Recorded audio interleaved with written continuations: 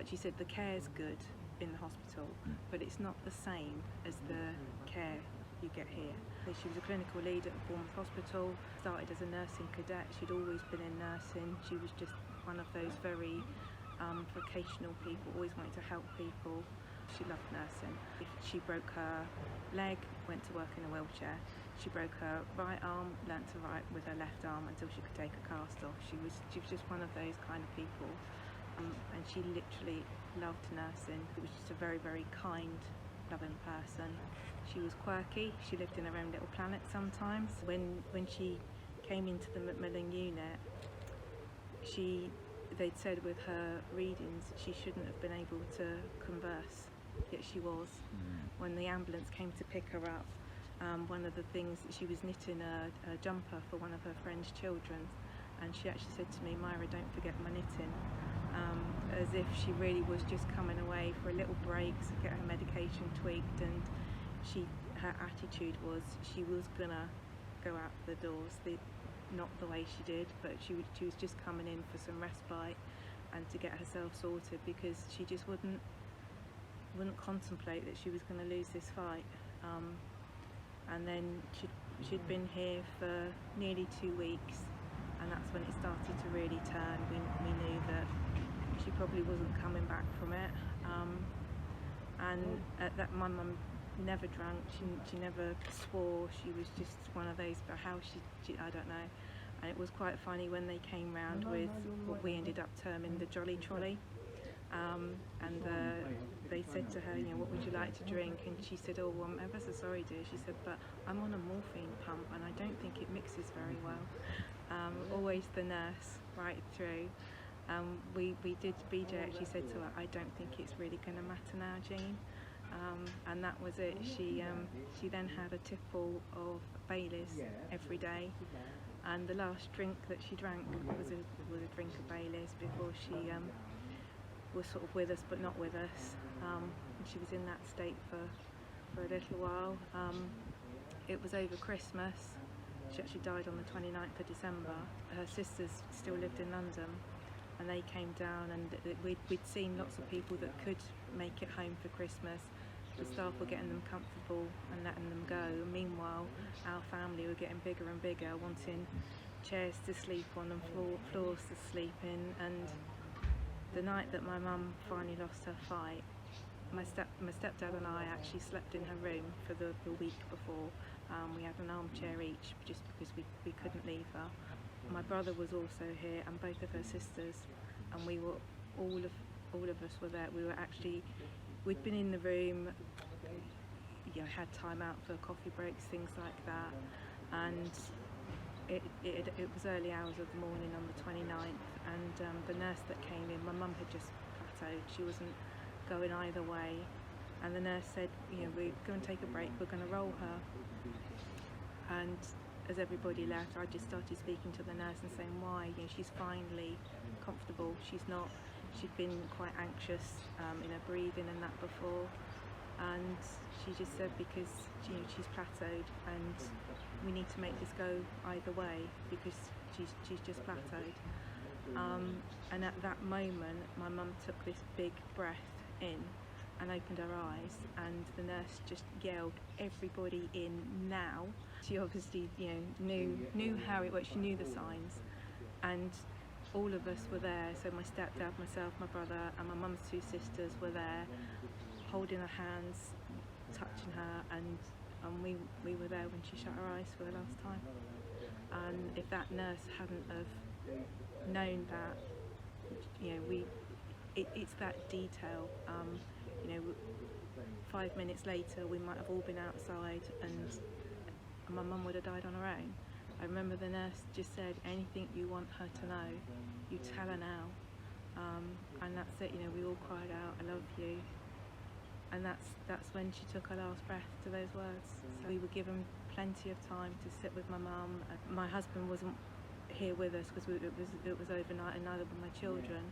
And they said, "Give them a ring, we'll let them in." And that was it. There was even more family came down, and we all got to say our goodbyes to my mum.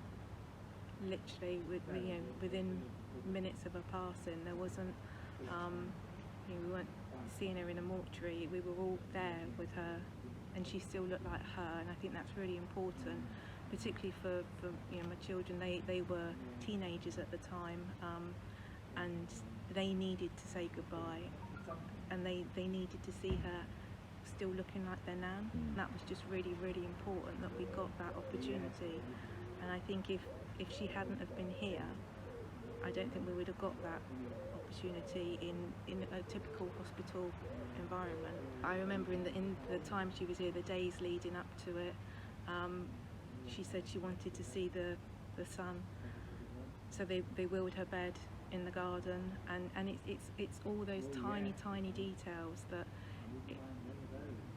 it just makes it that we knew what was coming, but it made it that we could cope. And that was the other thing we actually said to the staff at the time. Staff really looked after us as a family.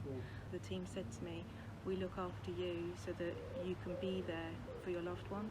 It's just the tiny little things that they did for us whilst we were here. It just all meant so much. You know, if you needed a hug, there was someone that gave you a hug. If you needed a quiet space, they told you where to go for a quiet space. They also had the conversation with us, you need to make sure you know what her final wishes are. And of course you don't want to have those conversations. In a way it was, you know, it was good that we did. We'd always known my mum wanted to be buried. This was part of Jean in Jean's world. She was of the view that you passed over into another life and you needed all your bits. So if she had to be buried in order to have everything that she needed in her next life. And when we had the conversation with her around about a week, 10 days before she passed away, and she changed her mind. She decided that she wasn't going to give up the fight with cancer. She was going to win either way, and if that meant being cremated in order to burn it, that's what she would do. So we suddenly went from thinking we knew exactly what my mum wanted to having a conversation with her and finding out that she'd just completely changed her mind and there was very good reasons behind it. She also wanted to be an oak tree as well. So her ashes, we bought a sapling and scattered her ashes in the pot so that she's still there and we can still talk to her and she's still with us. So, but it just goes to show it's the importance of those tiny touches, that if you're not in this palliative care kind of environment, those tiny details could get overlooked in just the hustle and bustle of medicinal care. Making sure that we have those conversations, but when you're having them, you've got the support of people. You know, the family room was always available if we needed time. The team were just absolutely fantastic.